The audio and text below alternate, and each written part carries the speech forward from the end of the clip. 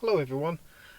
Today I'm using Tiltbrush. I'm using it in the Oculus Quest VR headset, and I thought it'd be a bit of fun to actually create a virtual reality environment, as you can see by the sea with view boats and a nice sky, but do a traditional painting. I started off by creating a canvas, so a virtual canvas, and on the reverse of it I put all my light colours that I was thinking may shine through, like all my light sky colours I put on the back, and I started on the front adding all my dark colours, trying to kind of represent a sky, you know, trying to give the impression of clouds or an impending dark sky.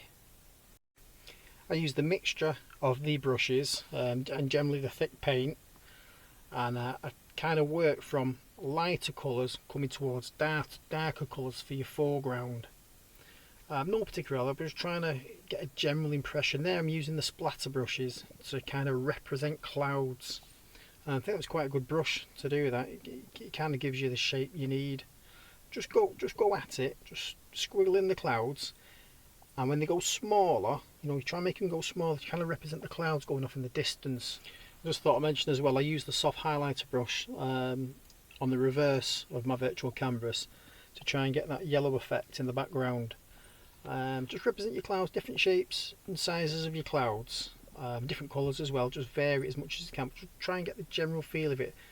There I'm putting in you know, the dark parts of the clouds. Generally you find the darker part of the clouds, the bottom part of the cloud is off in the distance, so it looks kind of dark. And again I'm just using the splatter brush, no particular order, just doing the bottom bits of the clouds and just kind of shading them in, I suppose, dark. When you use normal paint, it's easier to do. You can just run in the darker colour and it kind of blends in. Here I'm just filling the tops of the clouds with kind of highlight, so this would be the lighter part of the cloud. So all in all, when you look at it from a distance, it kind of blends in. It tricks the eye into thinking it's all, you know, into looking like it's all blended in. It gives it a bit of structure as well. It makes the clouds look more cloud-like, I suppose.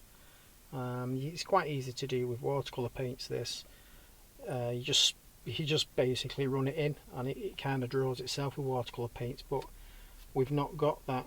We're not able to do that in Tiltbrush. So with Tiltbrush devs, watch this. Try and develop a brush where we can blend, or a tool that we can blend colours together with. Here I'm sticking in some distant ground. So this is ground in the distance. So I've come at it with a lighter colour.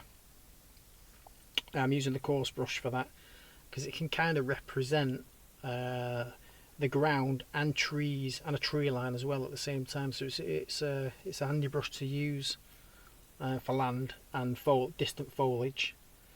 And as I've come closer, the same brush I've gone a bit darker. Every time I come closer I've gone a bit darker, and you can see the overlap there.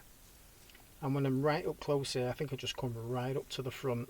It's almost like a greeny browny colour, and I'm just jotting it in with the coarse brush. I'm going even darker there. As the two meet, I'm going even darker. And by the way, that central bit there, that's going to be the sea coming in. There you go. You can see another change of colour there. It's going even darker. And it's just doing variations of that. You know, don't be scared to go over what you've already done. Changing bushes over there, filling in the sea. This middle front bit is going to represent the sea or water. I'm going to play around with it, but I think just like I think with the oil paint, the thick paint represented it quite well, so I stuck with that. And I just swooped it in, leaving gaps here and there. And it kind of looked alright. You know, when you zoom out, you're trying to trick the eye. You know, when you're right up on top you can see, but when you zoom out it kind of tricks the eye into it being something it's not. And leave little gaps in there. It leaves little bits of variation and interesting bits. Here I just did a bit of work on the sky as well. And what I noticed as well, when you draw on these virtual canvases or paper or whatever you want to call it, it does actually sink in. So you could draw something, and when you look at it, it looks on top of what's already there. But then when you come back to it, say, in a few minutes, it's kind of gone below the surface. So it kind of gives this a kind of illusion of depth as well, which I think is quite good. I'm putting a bit of red in the sky there as well. I'm using one of the highlighter brushes. Put a bit of red in, and I'm just delineating around the coast area there. And I'm coming in a bit more with a bit of darker foliage again. And then again with the coarse brush again. But you can use any brush you like. The coarse brush, you can get it to represent quite a lot of things. How you use and do the strokes, it represents quite a lot. And they can see it from distance. I've put a little boat in there as well. I'm sorry about the editing, but I've got to fit all this in within a few minutes. And I'll stick another boat in there in the distance, right on the horizon line. I'll stick another boat in. I'll give it a mast. As the mast goes through the light, just break it up a little bit, and it gives the impression of light shimmering through the masts. So it's kind of a more realistic boat, if you know what I mean. Makes it look a little bit better.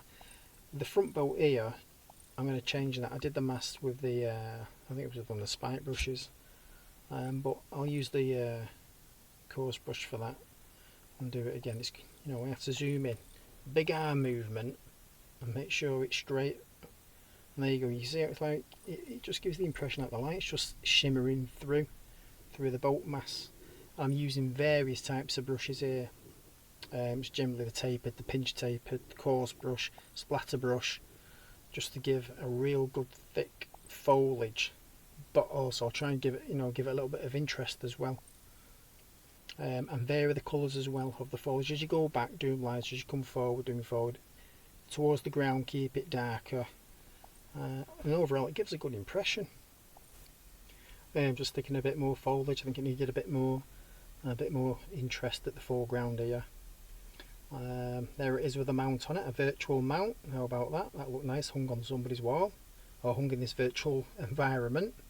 What I'm going to do, I'm going to select it all, and take away the virtual canvas and just leave the paint in there. I'll just whip that guide, hide it behind the tree, and voila, there we go. Anyway, hope you enjoyed that. Please like and subscribe and put your comments in the box, and bye for now.